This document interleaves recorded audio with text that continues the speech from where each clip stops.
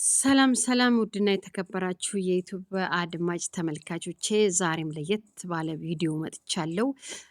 ይህም ቪዲዮ እስከ መጨረሻው እንድትከታተሉት ዘንድ እጋብዛለሁ። ዛሬ ደግሞ በአይነቱ ለየት ያለ ሰበር ዜና በሚል መጥተናል። ሰበር ዜና ምንድን ነው? የ16 ሚሊዮን ብር ይዞ ጠፋ ሙሽራው። ሙሽሪት በቅርብ ጊዜ በድሬዳዋ ከተማ ድል ባለ ሰርግ እንደተጋቡ ይታወሳል። ሁላችንም የምናስታውሰው ነው። ሆኖም ግን ወጣቱ የ25ቱ ዓመት ወጣት 16 ሚሊዮን ከባድ ነው። ስንት ዜሮ ነው ከኋላ ያለው ግን እና ከሙሽራዋ ይዞ ጠፍቷል።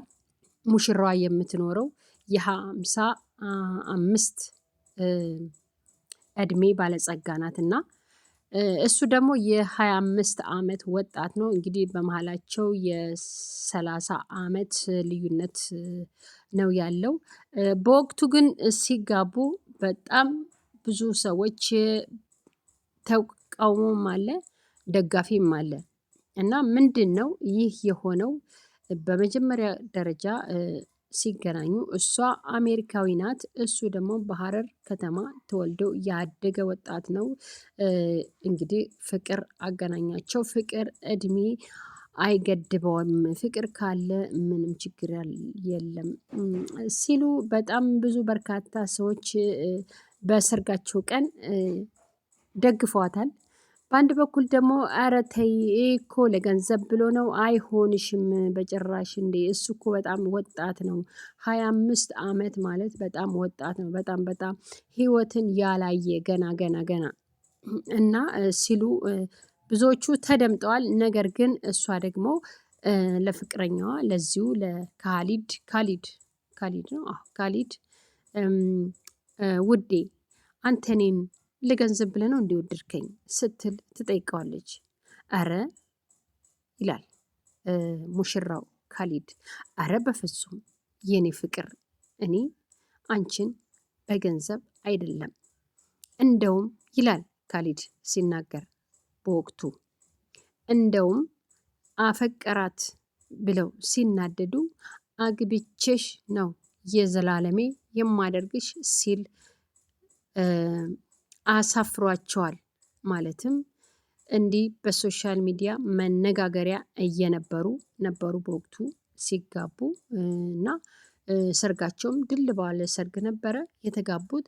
ሆኖም ግን ያ ሁሉ ነገር አልፎ አሁን ላይ እንግዲህ እንኳን ደስ ያላችሁ ተቃዋሚዎች። መጀመሪያም አይሆንሽም እሱ ለገንዘብ ብሎ ነው፣ በአቋራጭ ገንዘብሽን ብሎ ነው እንጂ በታሪክ ከአንቺ ጋር ምንም አይነት ፍቅር ኖሮት አይደለም ለምትሉ ያው እንግዲህ እናንተ ያላችሁት ሆኗል። ምክንያቱም 16 ሚሊዮን ይዞባት ጠፋ። ከአሜሪካዋ እንግዲህ እድሜ ልኳን እያጠራቀመችው ገንዘብ ነው፣ አሜሪካ ነው የኖረችው ማለት ነው። 16 ሚሊዮን ማለት እኮ አስባችሁታል? ስንት ነው ዜሮ ከኋላ ያለበት? ስንት ዜሮ ነው ንገሩኝ። ወጣት ነው ይሰራበታል። እኔ አልስቅም። ምክንያቱም ለሴቶች በነገራችን ላይ ለሴቶች ትምህርት ይሆናል። ምክንያቱም ሰው እኮ ቢያንስ የተወሰነ የእድሜ ልዩነት መኖር አለበት እንጂ ይሄን ያህል የ30 ዓመት ልዩነት ነው እንግዲህ በሁለቱ ያለው። ግን በነጮች ዓለም ላይ ይሄ እየተለመደ ነው፣ ምንም ችግር የለም። ግን እዚህ ጋር ሀበሻ ወይም ደግሞ ኢትዮጵያ ውስጥ ስታዩ በአብዛኛው ቢዋደዱም ወይም ደግሞ ቢፋቀሩም አብረው የመዝለቁ እድል በጣም አናሳ ነው። ስለዚህ ሴቶች መጠንቀቅ አለባችሁ። እውነት መማሪያ ይሆናል። በወቅቱ ግን እናንተ ምን አገባችሁ?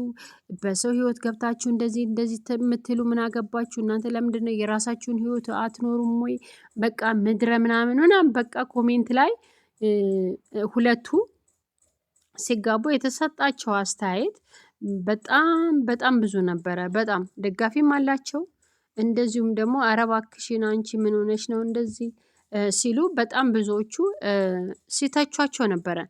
ነገር ግን መጨረሻ ላይ የሆነው ነገር ይህ ነው። ይህን ብር ይዞ ሲጠፋ እሱ ወጣት ነው። 16 ሚሊዮን ብር ማለት ያው ሰርቶ ይቀየርበታል። ምክንያቱም ስጭኝ ቢላት ላትሰጠው ትችላለች።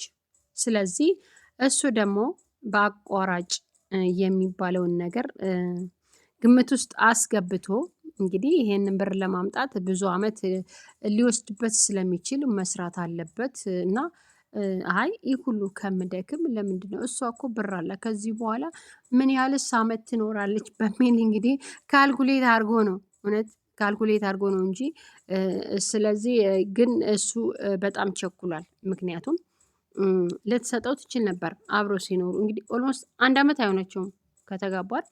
1 አመት ባልሞላ ውስጥ ነው እንግዲህ እንደዚህ አድርጓት እሷም ያው በማልቀስ ላይ ትገኛለች ማለት ነው።